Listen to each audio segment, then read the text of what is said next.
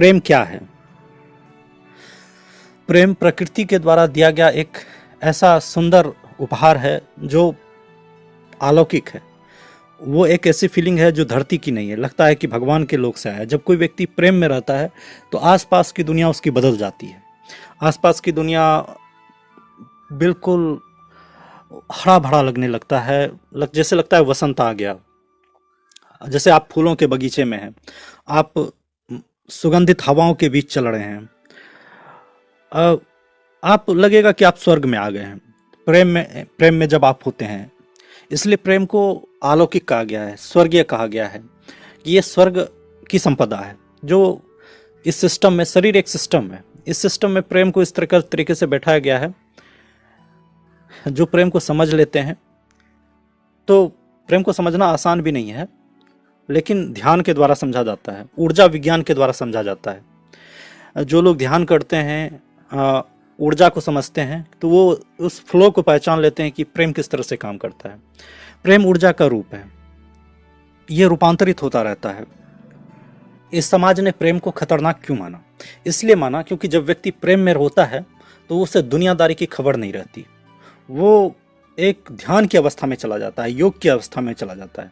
कोई भी माता पिता नहीं चाहेगा कि उसका बच्चा जोगी बन जाए या उसका बच्चा प्रेमी बन जाए। बात बराबर है। प्रेम करना, ध्यान करना और योग करना, ये सब एक जैसा ही है। क्योंकि ध्यान में भी आप ईश्वर के चिंतन में इतना डूब जाते हो कि संसार छूट जाता है, और प्रेम में भी आप अपने प्रेमी के ध्यान में इतना डूब जाते हो कि पूरी दुनिया छूट जाती है।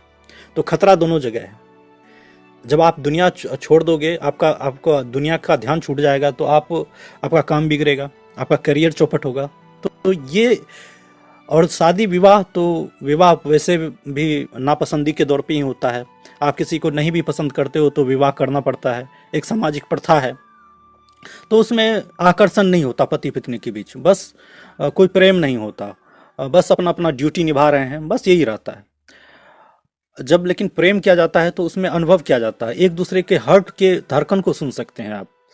अब वो यदि आपके आसपास से कहीं गुजर रहा होगा तो आपका तरंग आपको पहचानने के लिए मजबूर कर देगा। यदि आपने कभी प्रेम किया हो तो आपको ऐसा फील होने लगेगा कि उसकी एनर्जी, उसकी प्रेजेंस आपको पता चलने लगेगी।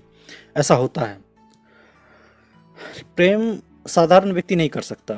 प्रेम के लिए ऊर्जा चाहिए, क्षमता चाहिए, और प्रेम इतना जटिल विषय है कि जितना कहा जाए उतना कम है।